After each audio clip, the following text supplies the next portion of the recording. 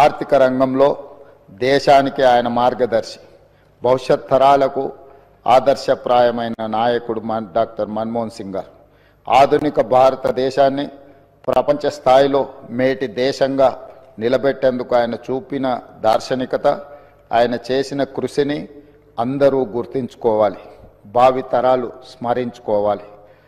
భారత మాజీ ప్రధాని డాక్టర్ మన్మోహన్ సింగ్ గారికి అత్యున్నత పురస్కారం భారత రత్నను ప్రదానం చేయాలని కేంద్ర ప్రభుత్వాన్ని కోరుతూ ఈ సభ తీర్మానం చేస్తుంది. అధ్యక్ష, డాక్టర్ మన్మోహన్ సింగ్ గారి గురించి ఈ దేశంలో ప్రతి యువకుడికి, ప్రతి రైతుకు, ప్రతి పేదవాడికి మనం ప్రత్యేకంగా చెప్పవలసిన అవసరం లేదు.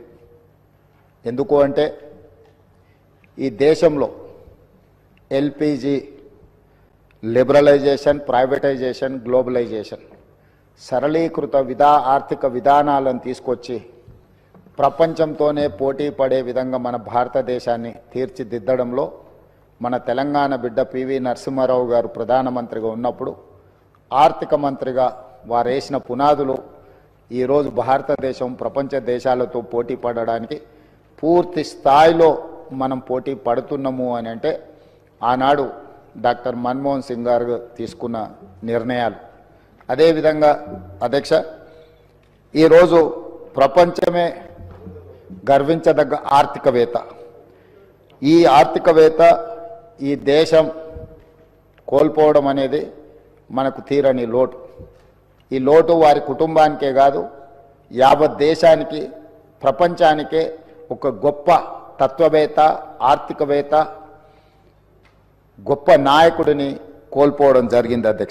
అధ్యక్ష, నీతి, నిజాయితీకి, నిబద్ధత అని ఒకవేళ ఎవరినైనా ఉదాహరించాల్సి వస్తే, రోల్ మోడల్ ఎవరినైనా మనం తీసుకోవాల్సి వస్తే ఈ తరంలో డాక్టర్ మన్మోహన్ సింగ్ గారితో పోటీ పడే వాళ్ళే లేరు అని చెప్పి ఈ సభ ద్వారా నేను తెలియజేయదలుచుకున్నాను.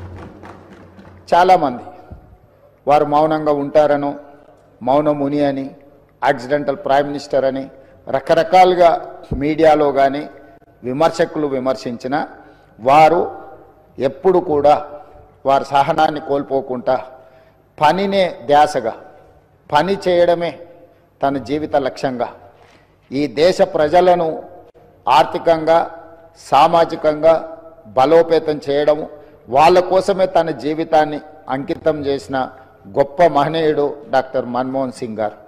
విమర్శలను సైతం వారు విమర్శించలేని పరిస్థితులు కల్పించి వారు ఒక గొప్ప నాయకుడిగా వారు రాణించారు.